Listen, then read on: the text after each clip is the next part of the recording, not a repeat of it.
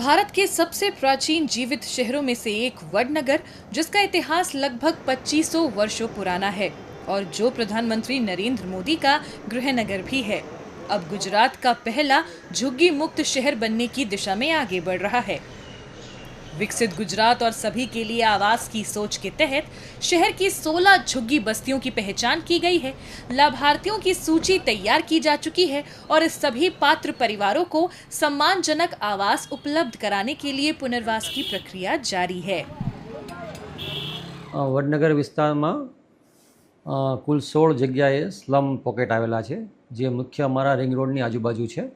अने आ स्लम विस्तार ने काचा मकानों धारकों ने सरकार द्वारा स्लम फ्री सिटी बनावीने पाका मकानों आपवानुं एक आयोजन करवामां आव्युं छे।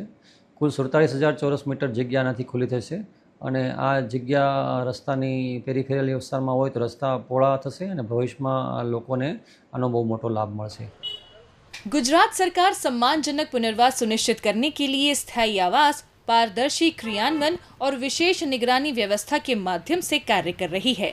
इससे लोगों के जीवन स्तर में सुधार होने के साथ साथ वडनगर में सतत शहरी विकास और बुनियादी ढांचे को भी बढ़ावा मिल रहा है।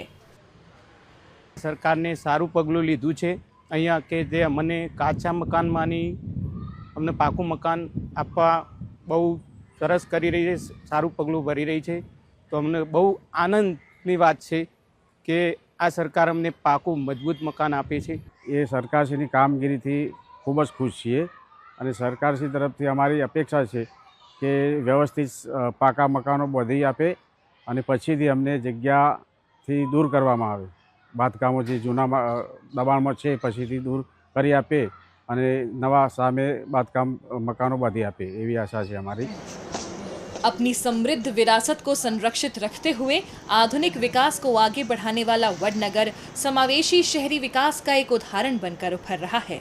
सतत बुनियादी ढांचे और नागरिक केंद्रित पुनर्वास के माध्यम से ये शहर गरिमापूर्ण विकास और प्रगतिशील शासन के प्रति गुजरात की प्रतिबद्धता को दर्शाता है।